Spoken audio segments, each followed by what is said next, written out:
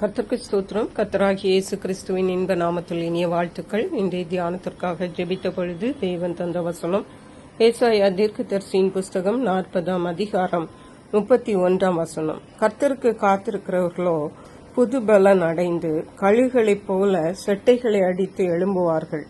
அவர்கள் ஓடினாலும் இளைப்படையார்கள், நடந்தாலும் சோர்ந்து போகார்கள்.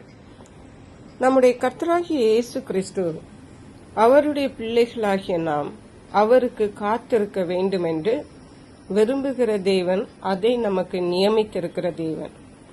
தேவன் நம்மை தமக்கென்று தெரிந்து கொண்டார், நாம் அவருடைய பிள்ளைகள் ஆகிவிட்டோம் என்று நாம் சும்மா அமர்ந்துவிட முடியாது. அனுதினமும் நாம் கர்த்தருடைய சமூகத்தில் காத்திருக்கிறவர்களாய் காணப்பட வேண்டும்.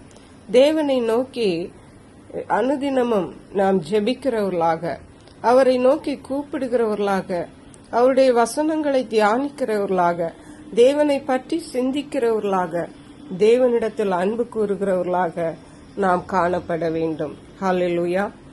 நாம் இன்றைக்கு இந்த உலகத்தில் பல்வேறு காரியங்களுக்காக காத்திருக்கிறோம். ஆண்டுகள் கூட காத்திருக்கிறோம். ஆனால் தேவனுடைய சமூகத்தில் நாம் காத்திருக்கிறோமா? அனுதினமும் காத்திருக்கிறோமா? அப்படி நாம் கர்த்தருடைய சமூகத்தில் காத்திருப்போமானால் தேவன் நமக்கு புது பலனை தருகிறார். ஹல்லேலூயா. புது பலனை தருகிறார். இன்றைக்கு நாம் நம்முடைய ஆரோக்கியத்திற்காக, பலனுக்காக என்னெல்லாமோ செய்து பார்க்கிறோம். பல்வேறு காரியங்களை, பல்வேறு உணவு வகைகளை செய்து பார்க்கிறோம். ஆனால் கர்த்தருடைய சமூகத்திலே காத்திருக்கிறவர்களுக்கு புது பலன் கிடைக்கும் என்று பரிசுத்த வேதாகமம் திட்டமும் தெளிவுமாக சொல்லுகிறது. நிச்சயமாகவே நாம் யாராயிருந்தாலும் சரி, எப்பேற்பட்டவர்களாயிருந்தாலும் சரி, இயேசு கிறிஸ்துவினுடைய சமூகத்தில் நாம் காத்திருப்போமானால், அவருக்காக நாம் காத்திருப்போமானால், அவரை நோக்கி பார்ப்போமானால் நிச்சயமாகவே நாம் புது பலன் அடைய முடியும். எப்படி என்றால், கழுகுகளைப் போல செட்டைகளை அடித்து எழும்புவார்கள். கழுகு எவ்வளவு உயரமாக பறக்கும், உயரமாக பறக்கக்கூடிய பலன், அவ்வளவு பலன் இந்த கழுகுக்கு இருக்கிறது. அப்படிப்பட்ட பலனை தேவன் நமக்கு தருகிறார். உயர பறக்க வேண்டுமென்றால் நாம் லகுவாக இருக்க வேண்டும். நாம் லகுவாக இருக்க வேண்டுமென்றால் நாம் பாரம் இல்லாதவர்களாக, கவலையற்றவர்களாக இருக்க வேண்டும். இந்த கவலையற்ற தன்மை எப்படி வரும்?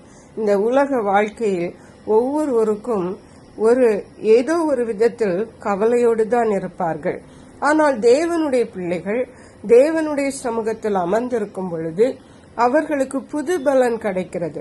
அது அவர்கள் எப்பேற்பட்ட சூழ்நிலை, எவ்வளவு பெரிய பாரமுடையவர்களா இருந்தாலும் சரி, எல்லாவற்றையும் தாண்டி ஒரு புது பலனை கொடுத்து கழுகுகளைப் போல செட்டைகளை அடித்து பறக்க உதவி செய்கிறது. தங்கள் வாழ்க்கையிலே முன்னாக கடந்து செல்லக்கூடிய புது பலனை பெற்றுக் கொள்வார்கள். அவர்கள் ஓடினாலும் இளைப்படையார்கள், நடந்தாலும் சோர்ந்து போகார்கள். தாவீது ராஜா சொல்லுகிறார், 40ஆம் சங்கீதம் 1ஆம் வசனம், கர்த்தருக்காக பொறுமையுடன் காத்திருந்தேன், அவர் என்னிடமாய் சாய்ந்து என் கூப்பிடுதலை கேட்டார். ஒரு ராஜாவே கர்த்தருக்காய் பொறுமையாய் காத்திருக்க முடியும் என்றால் சாதாரண மனிதர்களாகிய நாம் ஏன் காத்திருக்க கூடாது? கர்த்தருக்கு காத்திருப்போம். வானத்தையும் பூமியையும் படைத்த தேவன் நம்மிடமாய் சாய்ந்து நம்முடைய கூப்பிடுதலை கேட்பார். ஹல்லேலூயா. சங்கீதங்களின் புஸ்தகம் 31ஆம் சங்கீதம் 24ஆம் வசனம் சொல்லுகிறது, கர்த்தருக்கு காத்திருக்கிறவர்களே, நீங்கள் எல்லாரும் திடமனதாயிருங்கள், அவர் உங்கள் இருதயத்தை ஸ்திரப்படுத்தும். ஆமென். ஹல்லேலூயா. கர்த்தருக்கு காத்திருப்போம், பலனடை, பொறுமையாய் காத்திருப்போம், கர்த்தருடைய பதிலை பெற்றுக்கொள்வோம், திடமனதாயிரும். தேவன் நம்ம இருதயங்களை ஸ்திரப்படுத்துவார். கர்த்தர் இந்த வார்த்தைகளை ஆசீர்வதிப்பாராக. ஜெபிப்போம். எங்களை கிருபையா நேசித்து பாதுகாத்து வழி நடத்துற அன்பின் தகப்பன், ஆசீர்வதிக்கப்பட்ட இந்த நல்ல நாளுக்காக நன்றி. கர்த்தருக்கு காத்திருந்து பொறுமையோடு இருந்து ஆசீர்வாதங்களை பெற்றுக்கொள்ள எங்களுக்கு உதவி செய்யுங்க. நன்றி பரிசுத்த ஆவியானவரே. துதிகன மகிமை மக்கை செலுத்துகிறோம். இயேசு கிறிஸ்துவின் இன்ப நாமத்தில் ஜெபிக்கிறோம் அன்புள்ள பரமபிதாவே. ஆமென். இயேசு கிறிஸ்துவின் சுவிசேஷம் ஒவ்வொருவரையும் சென்றடையும்படியாக இந்த செய்தியை உங்கள் நண்பர்களுக்கு அனுப்பி வைக்குமாறு தாழ்மையுடன் கேட்டுக்கொள்ளுகிறேன். கர்த்தர் தாமே உங்கள் அனைவரையும் அபரிதமாய் ஆசீர்வதிப்பாராக.